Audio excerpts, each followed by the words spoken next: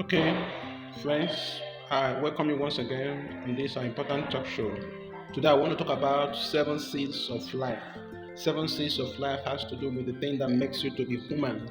At the same time, what makes you to be able to be unique as a human being. I wish to begin by saying that all human beings have these seven things about them. They all have this ability that God have actually given to all of them, and there are seven things that makes you unique as a human being. And I'll be titling this the seven seals of life. The first seal is what I will call the seal of a star.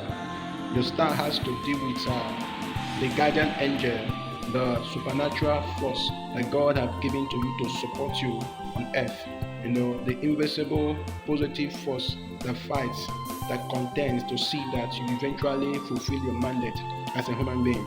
You must have known that all human beings have guardian angels, angelic beings that assist us. They are God's servants that are actually given to us to assist us with our task as human beings.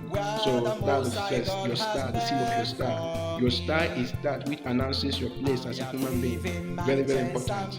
The next is what I would call the seal of the glory. The glory has to do with the thing that brings the honor and the wealth and the grace into your life. And when I talk about glory, I'm looking at your ability, your talent, your gift, your inherent gift, the inherent gift you have, the what you possess as a human being. These are the things that brings the honor. They're the things that bring the wealth, the glory into your life. They're the things that bring lifting, the open doors for you. Every human being has this endowment. Every human being have this inherent ability, gift in us. The essence of those gifts and endowments is to enable us to be able to solve problems of life. The next is what I would call the seal of destiny. The seal of destiny. Destiny has to do with your assignment of earth. It has to do with your purpose, what you are meant to accomplish, the task, the problem you are meant to solve. Every human being possesses a sense of destiny. Every human being have what they are meant to do on earth, and that it's a seal, it's a hunger that God has embedded into our hearts, that will enable us to fulfill what we're meant to fulfill on planet Earth. So that's the purpose in which you are called to fulfill. The next and number four is what I call the seal of foundation. Now your foundation has to do with where you are coming from. Your foundation has to do with the past, that brought about you, what was in place before you came about. The background that you were born into, the situation around you, the family background, the family setting you were born into, can they can actually influence your life. When you have a negative past, you are expected to break away and separate from such negative past. In as much as one's past or past background can be negative and very, very destructive, it's expected that a fellow break away from every negative past that is not in line with what one is meant to be. So there is this thing called foundation, the ancestral connection, the link, the generational links that every human being is linked with. No human being dropped down from heaven.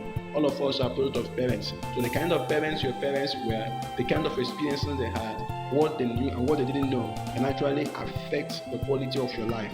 Okay, the next is what I will call your spirit, the seal of the spirit. Your spirit is the integral part of you. It's what connects you to the spirit realm. You must have been told that life is not just all about physical. There's a spiritual dimension to life. So because we are primarily spirit beings, the spiritual aspect of life will also come after us. The spiritual aspect, by spiritual aspect I mean the godly aspect and the devilish aspect. Every human being on earth will be sought after by either a positive force, that is the godly aspect, or the negative one, dealing with the demonic spirit. And we cannot escape from these realities. As human beings, we have spirit, and our spirit is meant to be strong. When you possess a strong spirit, it positions you to manifest greatly on earth. The next is what I call the seed of the soul. The seed of the soul. You are also a being that has a soul, and your soul finds expression in your mind, your ability to reason, your ability to understand, to discuss the facts and figures, to interpret facts and figures. Then your ability to exercise some emotion, whether you are angry or fearful or happy, whether you're hopeful. And then you also have to do the will, your ability to exercise your willpower, what to do and what not to do. All human beings are endowed with this ability. That's what it means to be human. And finally is the seal of the body. The seal of the body.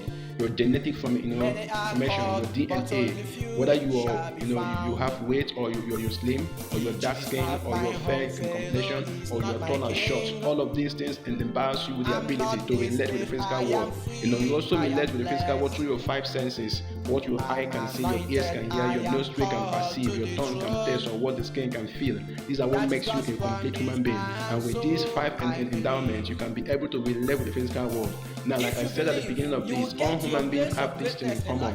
These are the seven seeds that God have endowed us with. In summary, let me say this: each of these will be fought for. You must make sure that each of them are functioning in how they are meant to function. You must make sure that every one of them is functioning in proper order, so they can be able to be a complete, a well-balanced human being. If any of these, seeds, if any of these components of you are not functioning, it's not functioning the way they're supposed to function, it can bring problem. It can bring about, setback. It can cause, calamity. It can bring about destruction to the fellow. So it is our responsibility as human beings to ensure that each of these seven components is functioning in a proper order. I would love to hear your comment on this.